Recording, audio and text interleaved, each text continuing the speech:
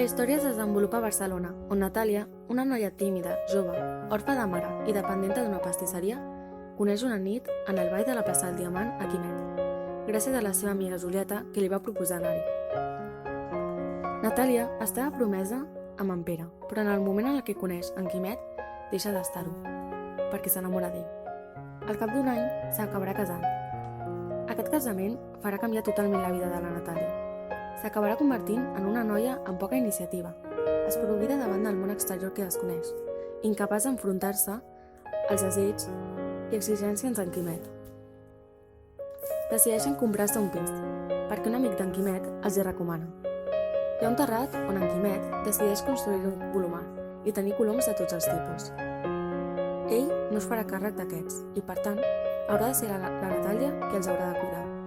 Degut a això, el seu marit decideix posar-li el sobrenom de Colometa. Del matrimoni neixen dos fills, Antoni i la Rita. La Colometa ha de deixar la seva feina i fins que la fusteria no va gaire bé, no pot tornar a treballar. Finalment, troba feina netejant una casa.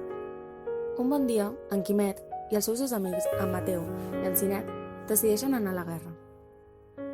La Colometa es veu en una situació molt complicada, ja que haurà de treballar, cuidar els nens i els coloms tota sola, cosa que li comportarà un gran esgotament i de mica en mica anirà fent fora a tots els coloms.